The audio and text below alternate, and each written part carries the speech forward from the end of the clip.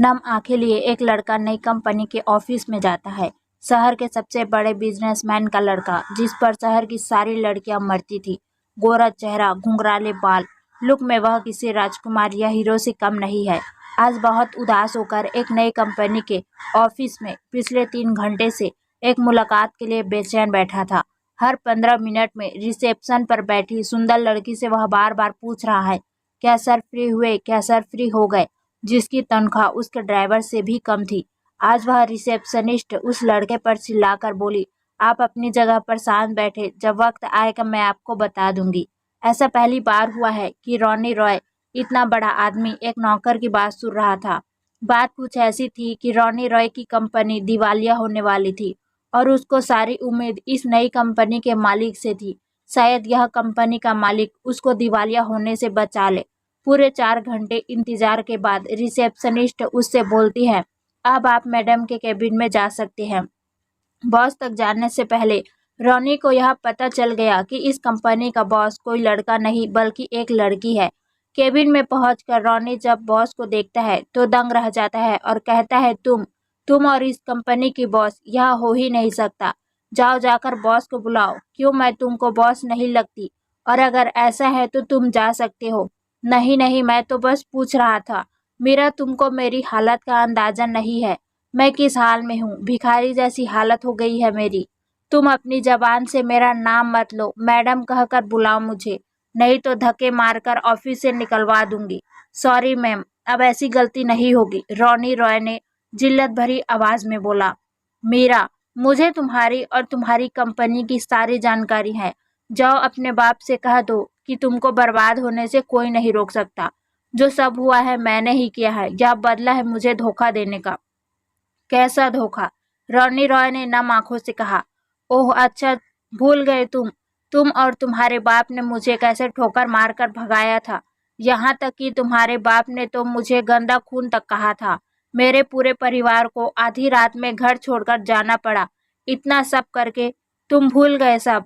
यह तुम क्या कह रही हो मीरा? मैंने तो ऐसा कुछ भी नहीं किया। मैं तो चाहकर भी उस दिन अपना वादा पूरा नहीं कर पाया।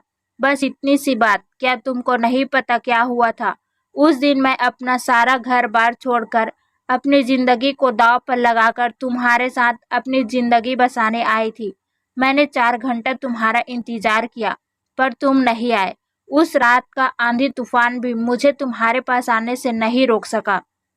उस तेज बारिश में 4 घंटे खड़े खड़े मैंने अपने अरमानों को जलते हुए देखा था रॉनी रॉय। तुम्हारे बाप ने धमकी दी, अगर मैं यह शहर छोड़कर नहीं गई तो मेरी छोटी बहन कहीं मुंह दिखाने के काबिल नहीं रहेगी। तुम्हारा बाप 20 लोगों के साथ मेरे घर पर आया और मेरा घर जलाकर चला गया और तुमको कुछ भी नहीं पता। कैसे आंधी आधी रात में मैं अपने परिवार के साथ शहर छोड़कर भागी। कैसे मेहनत मजदूरी कर मैंने अपने परिवार को पाला, बहन को पढ़ाया। तुम्हें कुछ भी नहीं मालूम। तुम्हें कैसे मालूम होगा? तुम तो अपने महल में आराम से सो रहे होगे। तुम तो सबसे रईस बाप की औलाद हो जिसको एक गंदी लड़की से प्यार हो गया था। यह क्या कह रही हो तुम? तुम्हारे साथ सच में यह सब हुआ है तो आज से मैं अपने बाप की शक्ल तक नहीं देखूंगा। उस रात मेरे साथ क्या हुआ क्या तुमको नहीं पता? जब मैं तुमसे मिलने आ रहा था तब मेरे पिताजी ने मुझे मेरी मरी हुई माँ की कसम देकर रोक दिया। मैं चाहकर भी उस दिन तुमसे मिलने नहीं आ पाया। तुमको पता है आज तक मैंने अपने पिता से बात नहीं की। तुमको मालूम नहीं मैंने कितनी कोशिश की तुमको ढूंढने की, कितनी ही बार मैंने अखबारों में छपवाया। तुमने तो पढ़ा होगा। रॉनी इंटरनेट से कुछ पेपर की कटिंग निकालकर मीरा को दिखाता है। यह सब देखकर मीरा के पैरों तले जमीन निकल जाती है, क्योंकि गुस्से में जिस आदमी को अपना सबसे बड़ा दुश्मन समझ रही थी और यह सोचकर उसने पिछले 10 साल गुजारे, रॉनी ने उसको धोखा दिया।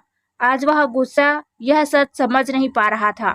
दोनों एक दूसरे से लिपट कर जोर जोर से रोने लगे और दोनों अपने अतीत को याद करने लगे। दोनों की आंखों से आंसू नहीं रुक रहे थे। आज से 11 साल पहले मीरा रॉनी रॉय के ऑफिस में काम करने के लिए आई थी। बिजनेस में बहुत होशियार एक सीधी सी लड़की जो हमेशा सूट सलवार पहनती थी, जिसको अपने मालिक के लड़के से प्यार हो जाता है। रॉनी रॉय भी मीरा से बहुत प्यार करता। दोनों एक दूसरे से शादी करने के लिए राजी हो जाते। पर जब यह बात रोनी रॉय के पिता को पता चलता है तो वह इस रिश्ते के लिए राजी नहीं होते। तब रोनी रॉय और मीरा दोनों भागकर शादी करने की तैयारी कर लेती हैं। उस रात रोनी के पिता उसको घर पर रोक लेते हैं। मीरा के घर में आग लगाकर उसको शहर छोड़ने पर मजबूर कर देते हैं। दूसरे शहर में दर दर की ठोकर खाकर बड़ी हुई मीरा आज एक बड़ी कंपनी की मालिक बन जाती है। वह रोनी की कंपनी को जब चाहे मसल कर रख सकती है। इसी बात का बदला लेने के लिए मीरा वापस उस शहर में आई। पर जब उसको रोनी के प्यार और सच्चाई का पता चला तो वह उससे गले लगाकर रोने लगी। रोनी मीरा को लेकर गुस्से में अपने घर जाता है और चिल्लाकर अपने पिता को बुलाता है और कहता है, देखो तुमने क्या किया। रोनी के पिता की आंखों में भी आंसू आ जाते हैं। इतने दिन बाद रोनी ने उससे बात की, गुस्से में ही सही लेकिन की। रोनी के पिता हाथ जोड़कर रोनी से माफ़ी मांगते हैं और कहा, मुझे तो पता था यह एक न एक दिन ज़रूर होगा। मैंने बहुत बड़ी गलती की है। हो सके तो मुझे माफ़ कर देना बेटा। पर एक बार यह जान लो मैंने ऐसा क्यों किया। मुझे नहीं सुना, आपने मेरी ज़िंदगी बर्बाद कर दी। रोनी बोला। मीरा कहती है, मैं एक बार ज़रूर सुनूंगी। आखिर मेरे घर जलाने की क्या वजह है। रोते हुए रोनी के पिता बोले, तुमको पता है तुम्हारी माँ और मेरी लव मैरिज थी। हम दोनों भी एक दूसरे को बहुत प्यार करते। मेरे पिता ने तुम्हारी माँ की और मेरी कुंडली एक बड़े पंडित को दिखलाई और उन्होंने यह भविष्यवाणी की, अगर यह शादी होगी तो तुम्हारी माँ की जान जल्दी चली जाएगी। पर हम दोनों को इन पर भरोसा नहीं था। पर तुम्हारी माँ के जाने के बाद मैं यह नहीं चाहता था कि तुम दोनों के साथ भी ऐसा हो।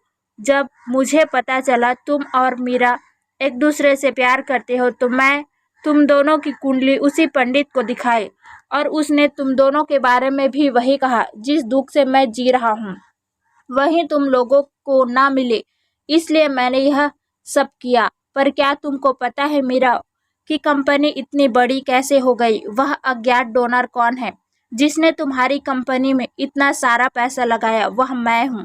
क्या आप मीरा के पैर तले जमीन निकल गई। हाँ, मैं अपनी गलती का भुगतान जैसे मैं कर सकता था मैंने किया। फिर मैं तुम दोनों से हाथ जोड़कर माफ़ी मांगता हूँ। तीनों एक दूसरे से लिपट कर रोने लगे। आज सबकी जिंदगी से सारे गुस्से और गलतफहमियों का बोझ उतर गया। मीरा और रोनी रॉय ने कुंडली निदान करवाकर शादी कर ली और सब खुशी खुशी रहने लगे। दोस्तों, उम्मीद करती हूँ कि यह कहानी आपको पसंद आई होगी। अगर आपको पसंद आए तो कृपया लाइक और सब्सक्राइब करना ना भूलें। धन्यवाद।